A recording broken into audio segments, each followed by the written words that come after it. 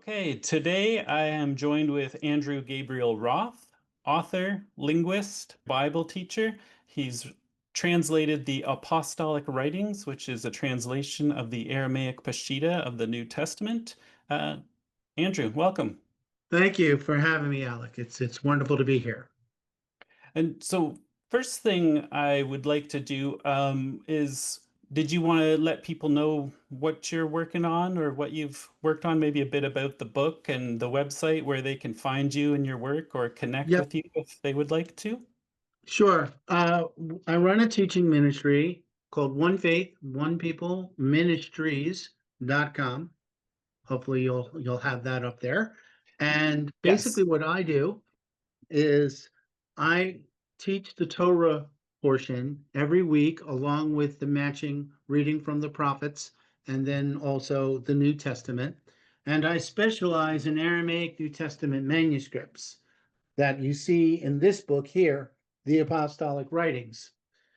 Now, the Aramaic text is a very reliable text that its extant manuscripts actually go back to the fourth century.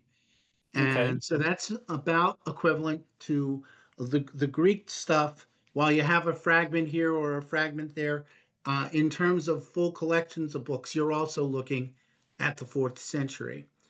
But it is an independent uh, tradition. It was not translated from Greek. There are too many differences to support a model of direct translation. Rather, what I've discovered over the last 30 years is that Eastern languages go east and Western languages go west. So, what your original New Testament was depended on where you were located.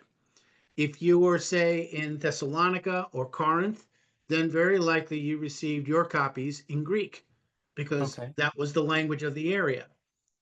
Paul has a whole bunch of Greek translators on his payroll, like Mark, Luke, Silas, Timothy, Tertius. All these guys were helping Paul because he was a native Hebrew and Aramaic speaker. His Greek needed a little help. And that's Right. why some of his letters are not just from Paul, but they're from Paul, Silas, and Timothy. Right. So I found these ancient texts and I realized it had something of tremendous value to offer the West. That since our Lord and Savior Yeshua the Messiah is a native Aramaic speaker, that getting something in his native language would get us very close to the original thoughts, intentions, metaphors, and expressions that get lost in translation, literally. And so, Okay. what I do at One Faith, One People Ministries is every week we go over the full Bible, the portions that are due that week. We go into biblical history, archaeology, even biblical astronomy to date certain events. So it's a very holistic, multifaceted discipline that we do. And what this does, if I've done my job, I will stamp your passport back to the first century AD, where you would be in a position to understand everything that is unfolding in real time. And that's basically what I do. Excellent. Yeah, I've learned a lot actually there at onefaith1peopleministries.com. I've really the depth that you go to and the balance that you bring, like from the Targums to, it just Josephus, there's such great coverage, so many things that I've caught on to, and then I'll try to rabbit trail myself off and do a little digging but Right. definitely great exposure to everything. It's I really appreciated that for sure and do appreciate that. Um, Thank you.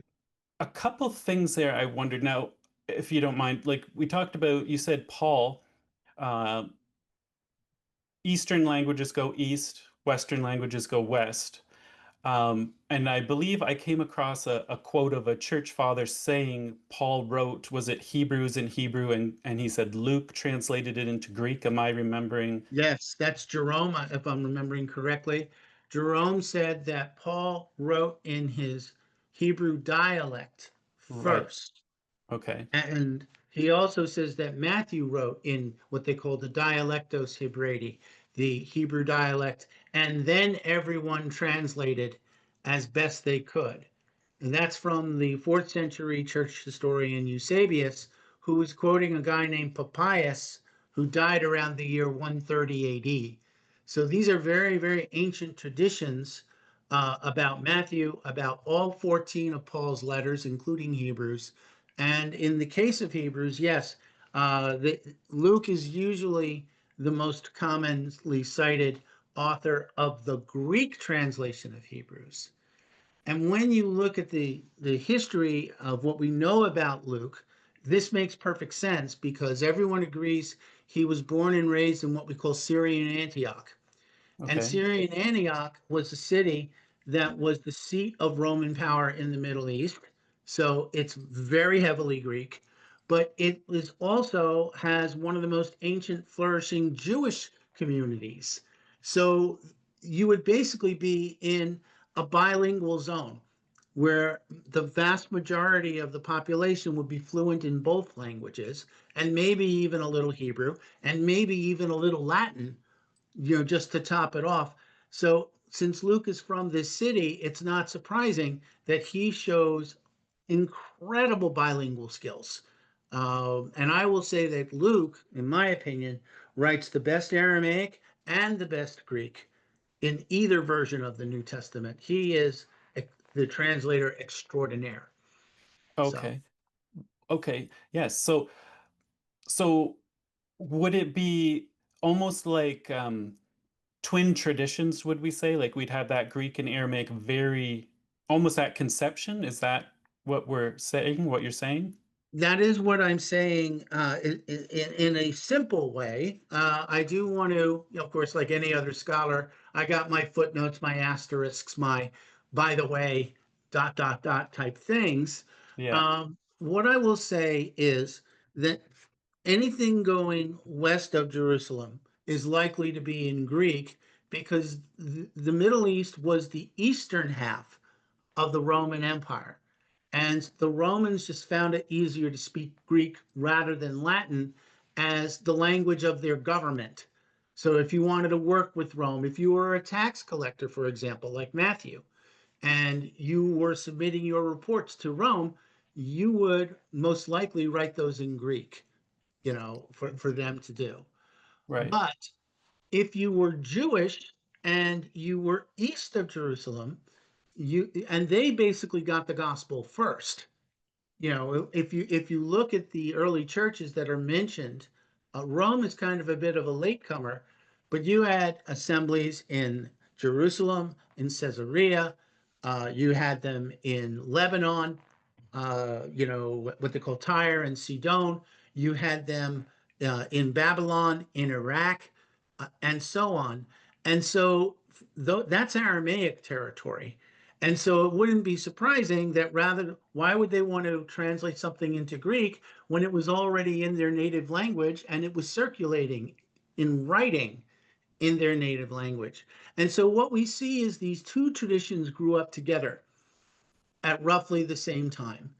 And what basically happened on the Greek side was two main traditions developed. One is called the Alexandrian, and the other one is called the Byzantine. Now, I've heard certain New Testament scholars make as many as four text groups. For me, there's only two. The fourth one, Caesarian, I don't believe that's shoddy scholarship. I don't support it. But for the Alexandrian text, which is sometimes wrongly promoted as the older, more original of the two, the Alexandrian text occasionally had a guy that came in and added a couple of words, like would Okay. tell you the Bible verse or something. And Moses gave the Ten Commandments would be like, say, the Alexandrian reading. And the Western reading would be Moses gave the Ten Commandments in Exodus 20 and Deuteronomy 5. And so for me, that doesn't justify a separate text type on the Okay. Greek side. So that leaves Alexandrian and Byzantine, which is a really long story, but I'll skip to the end real quick, which is to say the Alexandrian texts, your Codex Sinaiticus, your Codex Vaticanus, deny the resurrection. Okay. That's basically what they do. They Okay. have chopped off more than half of Mark's 16th chapter so that it ends with, and the women were afraid. And it's an intentional act. It's not like a hole in the manuscript. It's like, then they go, the end. And so the problem with this, which is huge for believers of all stripes, if you believe in the Messiah in any way, shape, or form, this is poison to you, because this comes along with another bad idea that Mark wrote before Matthew. I've And heard that a so, lot. yes, and it's totally wrong. This is the Q theory. Yes. And I think the Q stands for questionable. And that's a Right. whole other story. That's another Right. program. But this theory would posit that Mark came first. And if Mark came first and chose not to record the resurrection, but left the women afraid in an empty tomb, what have you done? You've just undercut the authority of Matthew, Luke, and John, who proclaim the resurrection. And now you're going to say, well, the original version didn't have the resurrection, so they must have made it up. They must have. And you could Okay. see how that basically unravels the entire messianic argument. And Okay. so for me, which text type am I going to back? The one that denies the resurrection in Mark 16, or the one that affirms the resurrection? I think I'm going with B for Byzantine, Okay. because all of the Byzantine manuscripts, which are just as ancient, 300s, 400s, like the Alexandrian, all of the Byzantine manuscripts on the Greek side uh, proclaim the resurrection and have 20 verses in Mark 16. But that doesn't mean that's the best we can do. Because, in my opinion, after 30 years of research and looking at hundreds and even thousands of examples, I've come to the conclusion that as good as the Byzantine text is, the Aramaic majority text, what we call the Peshitta, is better. It solves Okay. problems that the Greek has, it clarifies what the Greek means, and it shows an authentic Jewish character to the New Testament. It is pro Torah, and cannot be twisted to deny the role of the Torah in the believer's faith walk. So for me, the Aramaic text is the clarifying, beautiful, simple text. And that's what the name Peshitta means. It's from Peshat, meaning simple, straight, and true. But again, I'm not bashing the Greek. I'm not telling people to get rid of the Greek. I'm simply saying the more ancient witnesses, the better. So Right. here's something that is at least as old, in some cases, probably a little older, but not all the time. Here is an Right. equally ancient witness that grew up independently from the Greek in different lands that the Greek didn't reach, at least not at first. And therefore, why not have two ancient witnesses instead of only one? And that's Right. basically my argument. Okay. That's a good argument. I know I know for myself, studying, say, Tanakh or Old Testament, having Septuagint, having Masoretic, having what do the Dead Sea Scrolls say, Right. having I like to see all that and to see what everyone says. So for the say the average Bible student studying the New Testament, why not have Peshitta also in there to see Exactly. to with And your that's the Greek? point, because the Aramaic as a living language is dying. And so when I got into this 30 years ago, we were looking at Aramaic becoming a Semitic type of Latin, that it was going to become a completely dead language because Greek and Arab believers were totally sweeping over these few precious Aramaic speaking believers and trying to convert them to one group or another. So I began my ministry in a sense as a way to stop the bleeding, to bring Aramaic to its rightful place as a very important biblical language. And to highlight that, I pulled out a phrase from the Talmud, which talks about this. It was called the Book of Sota 7a. And Sota 7a said, "Let not the Aramaic be lightly esteemed by you, my son, as the Holy One, blessed be He, has seen fit to give it voice in the Torah and in the prophets and in the writings," all three parts, right? Right. Uh, in case you're curious as to where Aramaic comes into the Torah, Yes. which a lot of Yeah. people don't know, when Laban is chasing after Jacob, it takes him 3 days to catch up to Jacob, right? And he gives what Mhm. I call the fake wounded grandpa speak, as if he was this helpless old man, as if he Yeah. didn't make Jacob's life a living hell for decades. But he's like, you didn't let me kiss my grandkids goodbye. I would have sent you away with a parade. Really? Okay. Yeah. But when he comes there, they make an agreement that this witness heap would be a boundary between them and that neither side would cross over to the other in hostility. Jacob calls it Galed, which means witness heap in Hebrew. But Lavan uses another term, Yegar Sachadotha, which means witness heap in Aramaic. And Okay. so this proves that Lavan is an Aramaic speaker, which means there are Aramaic speakers amongst the tribes of Israel from the family of Jacob and also from the family of Abraham, if we're Okay. being honest about it. And so this is why Aramaic is so important because it's the biblical language that most people have never heard of, and I wanted to make sure it didn't get forgotten. Oh, for sure. And so that's Aramaic in Genesis. So we're right back to the beginning. We have Yep. Aramaic introduced right there. Yes, And then very much so. maybe on that note, maybe where does Aramaic become even more prevalent in the Tanakh in the Old Testament? Where does that? Uh, Great question. And there is a very particular point where we know it wasn't important, and then a very particular point when it became important.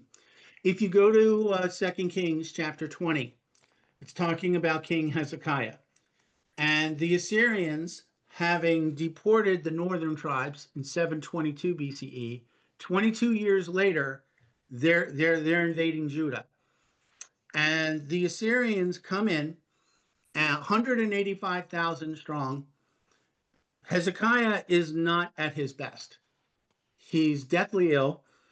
And he also tried to bribe the Assyrian army rather than to pray to Yahweh for deliverance. He tried to strip the gold off the temple doors. People Okay. forget about that, right? And Right. so what happens is the Sennacherib, who is the general of those 185,000 troops, sends emissaries to Hezekiah. Hezekiah then sends his own ambassadors. And when the two groups meet up, the Hebrew guys say something very important. Speak to us in Aramaic, for we understand it, but do not speak in the Judean language, meaning Hebrew, because this is talking about potential surrender. And if they speak in Hebrew, everybody is going to understand that's what's going on, right? Okay. Because word always gets out, you know. Right. But if they speak in Aramaic, then the context is most Jews at this time do not understand Aramaic, but Okay. because of Hezekiah's diplomatic corps has an international mission, they have to understand Aramaic because the Assyrians are Aramaic speakers and they're next door where the kingdom of Israel used to be, right? Okay. Yeah. And and so what happens is when the tribes go into when Judah is taken captive, it goes to Babylon, which is also an Aramaic speaking nation. Okay. Persia is an Aramaic speaking nation per the Okay. book of Esther. And when these exiles come back, they've had 2 generations or more not speaking Hebrew. Okay. So in Nehemiah chapter 8, Ezra gets up, I believe it's on Yom Teruah, to read from the Torah. And when he does, they don't understand the Hebrew. So he has it translated into Aramaic. Okay. So at this point, they're, when the exiles come back, now they are Aramaic fluent and they even want their scriptures in Aramaic. You add 400 more years of history before Matthew even begins to pick up his pen. Right. And this is the situation when the New Testament opens. And one very telling verse is in the book of Acts, chapter 1, verse 19. When Judas kills himself, they called the place Achel Dama, which is an Aramaic term for field of blood, and it says, which was the language of the country. So this is eyewitness testimony that Yeshua and the apostles and the common people who are following him, your farmers, your fishermen, your craftsmen, they are all native Aramaic speakers now, right? Okay. They will speak some Hebrew when they go to synagogue or to the temple on Shabbat. So when Yeshua is in Jerusalem, not surprisingly, he's probably speaking Hebrew some of that Okay. time. And Okay. that's the binding tie is that it's Aramaic in terms of everyday transactions, but it's Hebrew in any liturgical setting, synagogue or temple, if that makes sense. Yeah, that makes sense. Um, so so the Aramaic is now at the time of Matthew, we'll say. Mhm. Um, you say 400 years, it's already integrated into the tradition. That's the become the Yep. common language. And Yes, it then has. so you're getting Aramaic in are you getting it in Ezra and Nehemiah in those books? Yes. Well, let's talk about Daniel. Yeah, okay. Everything, I think, from chapter 3 to the end of chapter 7 is Aramaic there. Okay. Third of Ezra is also in Aramaic. I believe it's the early part of Ezra. I haven't Okay. looked at that for a little while. Um, and the book of Esther is in Persia, which already has an Aramaic influence in the style of the Hebrew that it's revealed in. So you don't necessarily even need to put that in Aramaic because it's got a heavy Aramaic influence already Okay. in its Hebrew form. And we can tell based on one really easy way to tell is if the title for God is singular, it's Aramaic. If it's El or Elah, that's singular. If it's Elohim, and that's Aramaic. But if it's Elohim, then it's Hebrew. Okay. Okay. So if you look in Daniel, all over the place, it'll talk about the Elah of heaven, and that's because that part is in uh, is in Aramaic, including chapter 5 when he is delivered from the den of the lions and stuff like that. Okay. So our first covenant, our Tanakh, is a Hebrew Aramaic hybrid. Yes, almost all of it's in Hebrew. I mean, 98% of it is in Hebrew. So let's Right. be clear about that. Yeah. But for the last, say, 200 years, when the Old Testament canon was open, it was either Aramaic or Aramaic influenced. And at the same time, they're working on their oral law during this period. And you have a major rabbinic school, a Pharisaic school in Babylon. And then towards the end of the first century, you will have another one in Tiberias in the Galilee. And these are both heavily Aramaic influenced things. So when the Jews start putting their tradition into writing at the end of the second century, what we call the Mishnah, then the Mishnah, the Gemara, and a lot of these early writings are in Aramaic rather than Hebrew. And Okay. so Jews have been speaking Aramaic, even liberal Reform Jews, for centuries, and they haven't even realized that they've been speaking it because they think it's just Hebrew. Let me Okay. give you one example. Sure. Bar mitzvah, Right. right? When you turn 13, you have a bar mitzvah, right? Yeah. Except if it was a Hebrew term, you'd have a ben mitzvah, Yeah. right? Yeah. You Bar don't think is the about that. Aramaic word for Yeah. son, right? And ben Yeah. is the Hebrew word for son. So why don't we go to a ben mitzvah? And the answer is because this was a tradition that came up in the Aramaic exile. And so it was a bar mitzvah rather than a ben mitzvah, you Right. know. And mitzvah is a Hebrew term. So Jews have been toggling between these two languages because when they're reading, say, in Daniel or Ezra, it's the same script. It's not Right. like you have this warning sign go, warning, warning, you are approaching the different language of Aramaic, which looks and sounds almost like Hebrew, but isn't Hebrew.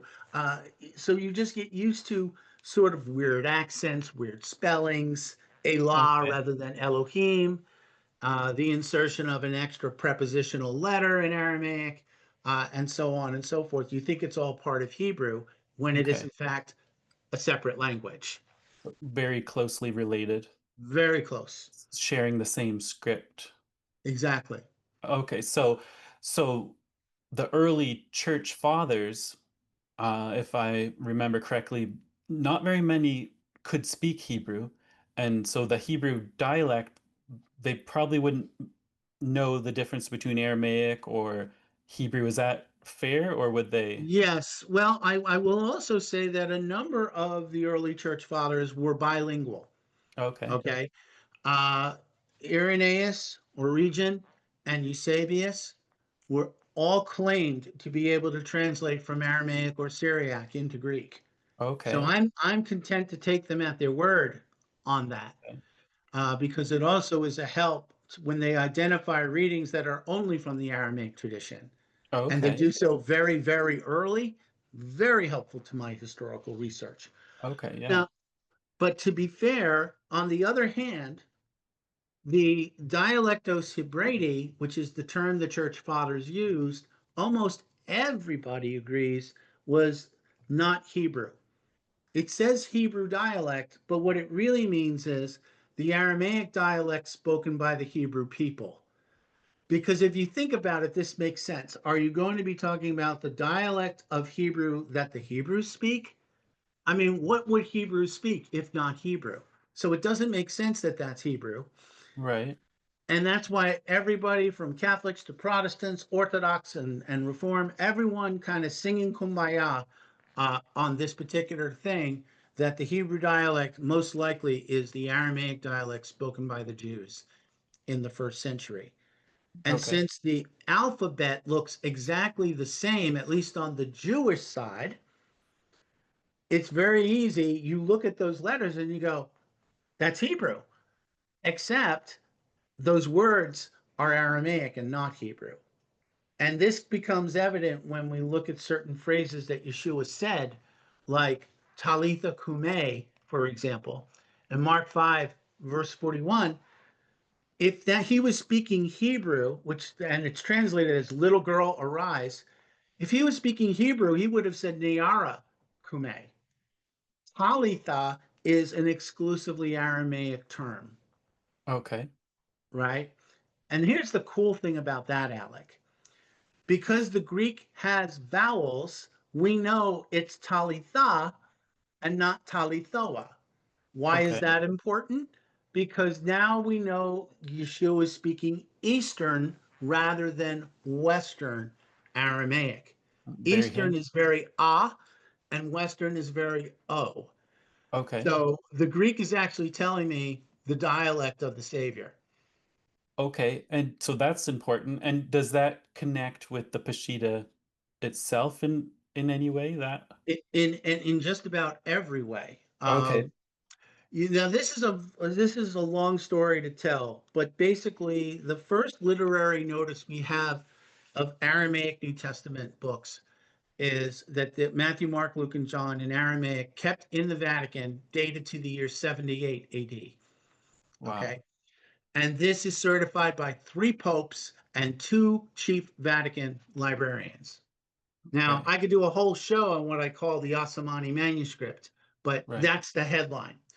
Now, because we haven't recovered the manuscript yet, I'm working on it, but wow, because I can't say if it looked Hebrew or if it looked more Aramaic, because I don't have a physical text, to look at.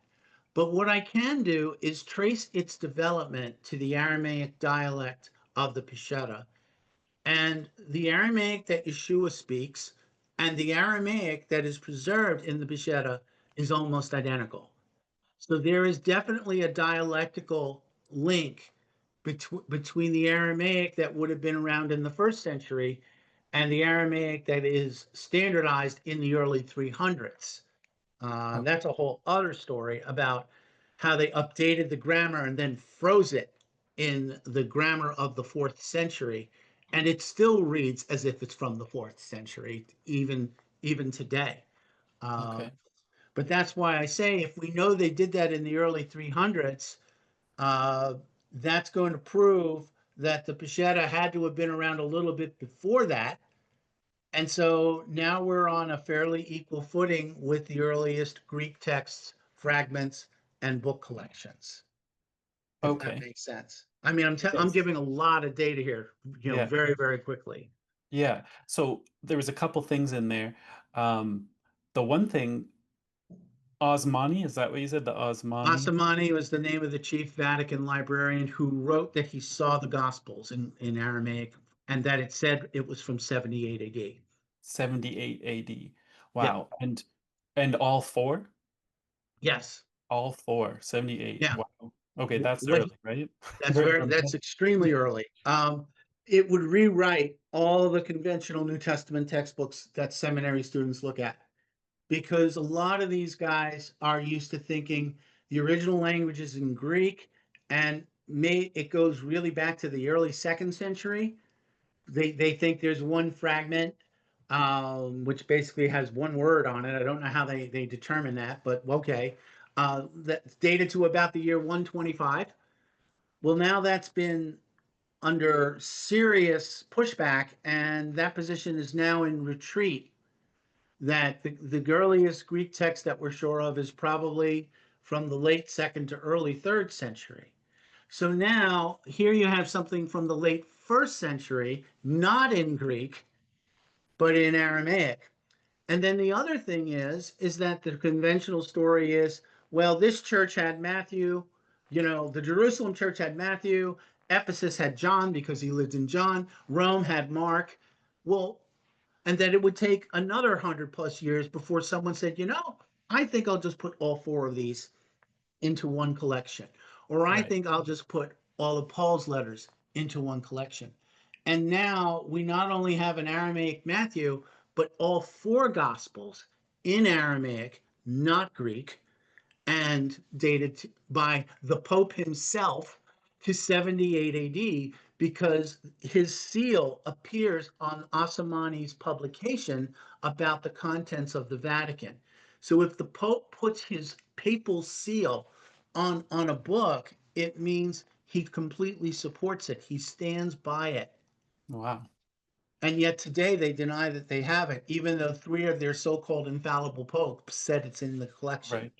Okay. Wow. Yeah. That would be very cool to find. Yes, well, I've got feelers. I've actually spoken with people who work at the Vatican Library, and I'm trying to move this thing, but it ain't easy. Okay. Well, hopefully it goes well like that. Yeah, we definitely need that. That'd be very cool. Uh, Yep. Now on that note, so you said I think the earliest Aramaic is their full canon of 22, right? And Yes. that was 390, I believe. And Yeah. and the Well, Greek, go I got ahead. to unpack a few things. Okay. Okay, 390 is the date of an existing manuscript called 1447. And the reason that we know it's from the late fourth century is because they tried to change a bunch of the readings in the Gospels. They failed. And we know what it originally said, but they tried to scratch stuff out and write in the margins and do all this stuff. And the so-called new readings only appear in one manuscript called Old Syriac Sinaiticus, which we know was a product of the early 400s. So obviously, when they decided to finally write a manuscript with those new readings, and this is the only one in the world that has those new readings, it was after they had tried to use a previous manuscript as a kind of rough draft to see how it would look. And they must have concluded, gee, we might as well just start fresh and put it all in here. So since we know that Old Syriac Sinaiticus was written by this guy Rabula in the early 400s, the text that he did his scratch paper must be earlier, must have been used while he was making the new version. and that puts it in the late 4th century. Okay. Now Okay. that manuscript, Alec, has 22 books because the Church of the East does not accept 5 books that also had trouble making it into the West. Okay. These 5 books barely got into the West. Okay. And those 5 books are 2 Peter, 2 John, 3 John, Jude, and Rev. Right. They were debating Revelation 500 years after the Council of Carthage in 397 had supposedly settled the matter, Hmm. and they were still, I still don't like Revelation. Do we have to have it in there? Right. So this speaks to a historical challenge, which Hmm. is apart from what we believe as believers. For me, I accept the full 27 book canon, but those 5 are basically faith based rather than historically based because the Right. custody is not as good. Okay, Okay. it's just not. Okay, so what the Church of the East said was that these 5 disputed books were inspired by the Ruach HaKodesh. They have no doctrinal errors in them, and they are more authoritative than the writings of their own saints. So they've done just about everything. The only place they draw the line is reading them in church. That's the one thing they won't do. And if you think about it, this kind of makes sense because there's a Jewish version of this. In Judaism, the Torah has the most authority, the writings a little bit, the prophets a little less, and the writings even more or less, if that makes sense. Right. The writings are not read on Shabbat, but they are read on special occasions, like Purim. You read the book of Esther, you read some Psalms on Shavuot or Sukkot or whatever the feast is. So the situation with what I call the Western 5 books in the Church of the East is analogous to the way the writings are treated uh, in terms of not being read every week, but still being important. And Right. so I think that is about the best that the Church of the East could do. And if your next question is, well, what was the official reason that the Church of the East decided to exclude these 5 books? The answer is that the copies got to them too late. They based their canon on what real apostles and known associates of apostles literally delivered to their door. Right. Okay, so by the end of the 1st century, except for John hanging on a little bit, maybe, by the Right. end of the 1st century, all of those original apostles were either murdered or died naturally, and all of their associates, your Silas, your Timothy, Tertius, all these guys were gone. So Wow. even if the Church of the East got a copy of Revelation signed Love Yochanan, Yeah. they couldn't accept it because John didn't bring it to them or his assistant didn't bring it to them. Right. But they've accorded it every other honor possible other than reading it in church.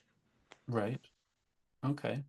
So, And and that 22 that they hold on to, I don't believe has ever varied, right? Whereas there has like in it's kind of been, it seems like, studying canon a little bit of fluid. Like there was like a Shepherd of Hermes, I believe, in some of the codexes early on, or there was kind of some wavering here and there with some of those books where, as far as I know, in the Peshitta, they stuck to it, did they not, with those? yes, well, you see, there was pre-canonization and post-canonization.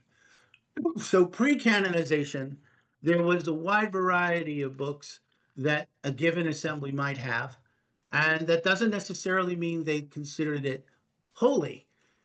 Rather, they liked the story, like Right. stuff like First Enoch and Jubilees and stuff like that, right? Jude, when he quotes from First Enoch, for just to give one example, he is not saying he views it as canonical. He's saying it that he's using it to make a point to a group of people who have read First Enoch. Because if we follow this logic that anything mentioned by the apostles must be scripture, then Paul quotes from three pagan poets, none of which he canonizes.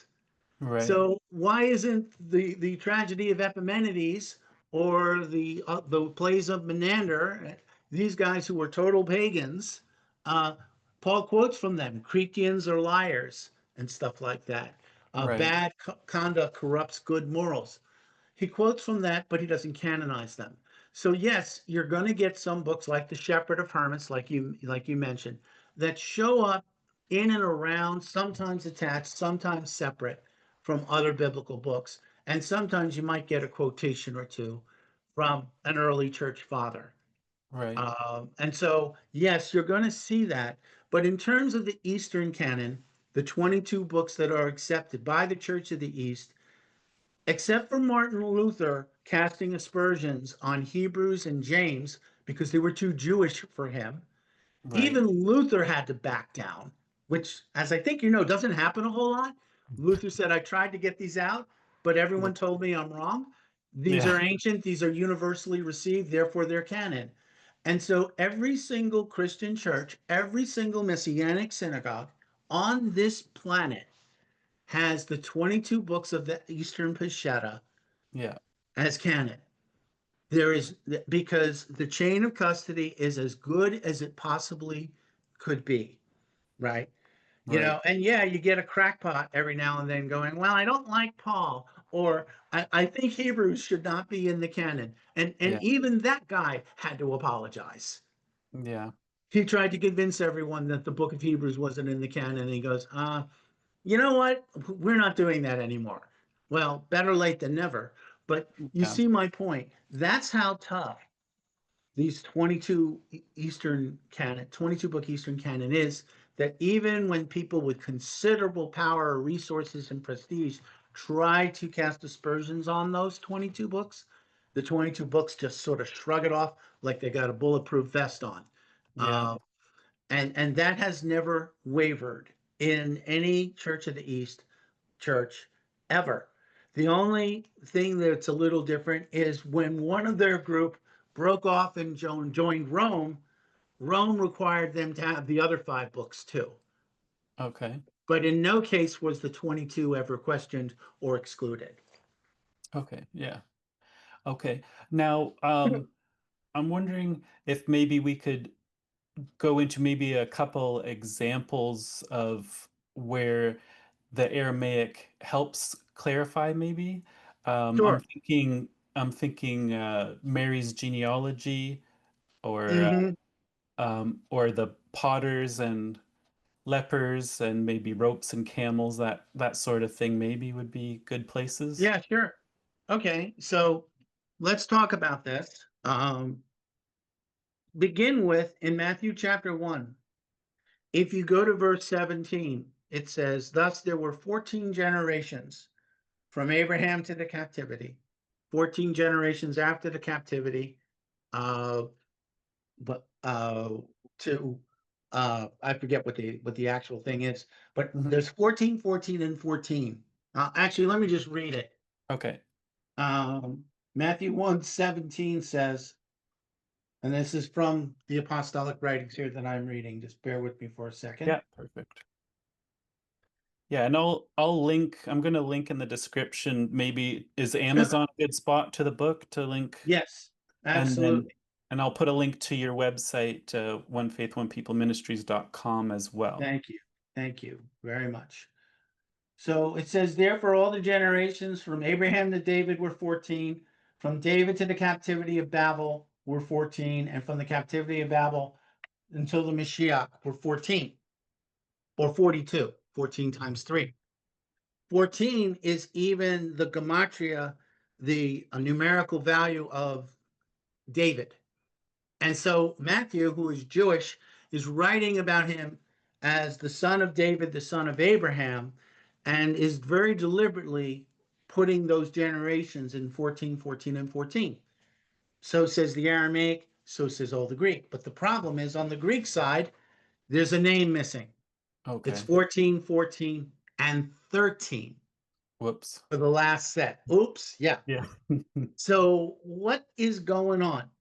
This was something that uh, myself and a number of other Aramaic experts, we got on and formed a website called peshitta.org. And somebody wrote and said, why is the Joseph in Matthew 1:16 described by one Aramaic term, Gaura, and the one in 1 verse 19 is by a completely separate term, which is Okay. Allah, which is husband. It turned out that there were two Josephs. There was one Joseph who became Mary's adopted father, probably because her biological father died and they did a Levirate marriage, not the one in Deuteronomy 25. If it was a younger brother, we probably would have heard about it, but Okay. probably the one in Ruth 2 and Ruth 4, where Boaz takes Ruth as a close relative of the person who had her, but not a younger brother, right? Okay. And so this one word, gaura, can mean husband and was translated as husband into the Greek. But gaura also can mean, get a load of this. It can mean father, it can mean protector male, it can be a son, it can be a nephew, cousin, and so on. Okay. So what happened was these two Josephs were combined into one, which made it sound like there was only 13 groups in set three. But if one Joseph is Mary's father and the other one is her husband, now they're not on the same generational line. And so only the Aramaic had this answer. Now, to be fair to the Greek, the word there in both 1 verse 16 and verse 19 is aner, and aner can also, like gaura, be any protector male. But the problem is, by the time they got to putting the stuff in Greek, anything Jewish or Torah was out of style. They didn't want to think about it, so they didn't link it to the book of Ruth, whereas the Aramaic believers did.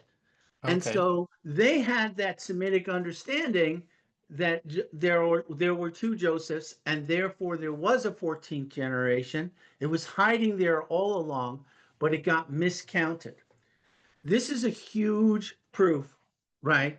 Not only Hmm. because it's in chapter 1, it's right at the start, but because it proves that the written document had to originally be in Aramaic, and therefore that had to be older before it got misunderstood in Greek without its connection to the Book of Ruth. Okay, Very good. Yeah. so that proves that the Aramaic in that case had an original reading that got misconstrued in Greek, right? Okay. Yeah.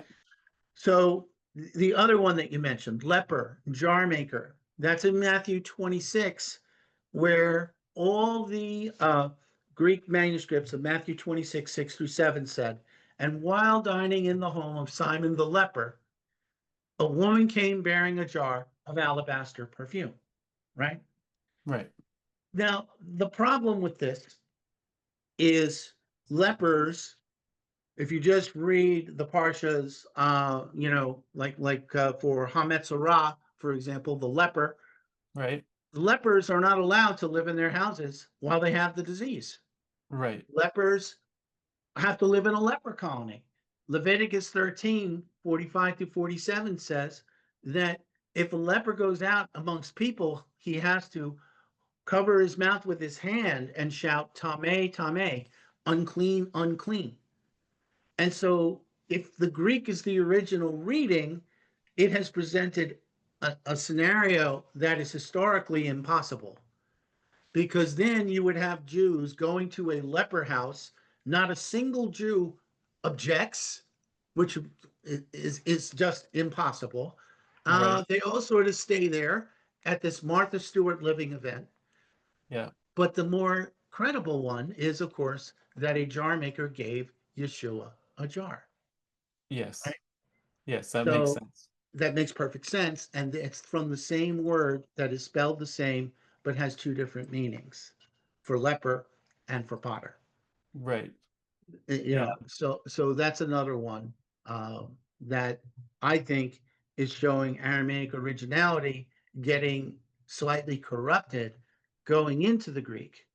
But as I said earlier, Alec, I'm not bashing the Greek. I want to come alongside and help it. Right. Yeah. So what was the other one you wanted? I thought Um, you said three of them. yeah, there's the rope and the camel is also an interesting. That's also in Matthew, Yeah. where it is easier for a camel to go through the eye of the needle than for a rich man to enter into the kingdom of Yahweh. So here, uh, what we see is another misconception that the word for camel is spelled the same as the word for heavy rope, right? Right. And so if the message is that it's a camel that can't go through the eye of a needle, then no rich person can enter into the kingdom, which is bad news for the rich people like Joanna, the wife of Herod Steward, Yeah. like Joseph of Arimathea, and Nicodemus or Noctimon Ben Gurion. These Hmm. guys are wealthy and support Yeshua in many cases financially, right? Right. And so are we saying that they can never go into the kingdom? Well, if the original reading is heavy rope, not necessarily would be the answer. Because if you take a heavy rope, which represents a rich person's fortune, and you unravel it just a little bit to get those threads out, you can make a strand thin enough to pass through the eye of a needle, right? So Right. it's kind of a joke. It's like, yeah, a rich person can get in, but he has to kind of unravel his fortune a bit. Yeah. And that's Yeah. why Yeshua said to another rich man in Matthew 19, which is where this camel heavy rope thing is, that go sell and give everything to the poor and then come and follow me. And he didn't want to Right. do it. Right. Yeah. So Oh, this shows that heavy rope, gamla, is the original meaning, and it is not camel. Uh, in response to this, some Christians have tried to say to me that there was a place in Jerusalem called the Eye of the Needle that okay. only one camel could get through at a time. So I said, well, where is it? And Right. they can't find it because it doesn't exist. So that's Right. very inconvenient for that particular point of view. Yeah, that is inconvenient. Yeah. Okay, yeah, perfect. So, and yeah, I'm sure there's much more that we could have if we had time to go through. Those were Matthew examples there, right? Right. So, and it's all throughout the books. Yes. You can see There's these bad variations readings and in Acts, there's bad clarity. readings in Revelation, and in a lot of Paul's letters, particularly stuff like Galatians, completely misread. Wow. Um, so I counted more than 500 of these. Oh, wow. Wow, that's a And lot. after that, I got depressed and I stopped counting. Yeah. Yeah, that can happen. Okay. Well, yeah, I think we should probably wrap up then. I thank you for being so gracious with your time. But Sure. maybe one more time, if you just want to let people know where you're at, where they can connect with you. And like I said, I'll have the links as well for them if they want to go to see you at One Faith, One People Ministries, or if they want to pick up the book, I'll have those links there as well in the description. Right. That'd be great. And thank you for having me, Alec. It's a joy to talk to you. And thank you also for your personal support of One Faith, One People Ministries. It is greatly appreciated. And just let's keep talking. Yeah. And uh, have a great weekend and Shabbat Shalom. Yeah. Shabbat Shalom. You too. Yeah. Thanks a lot.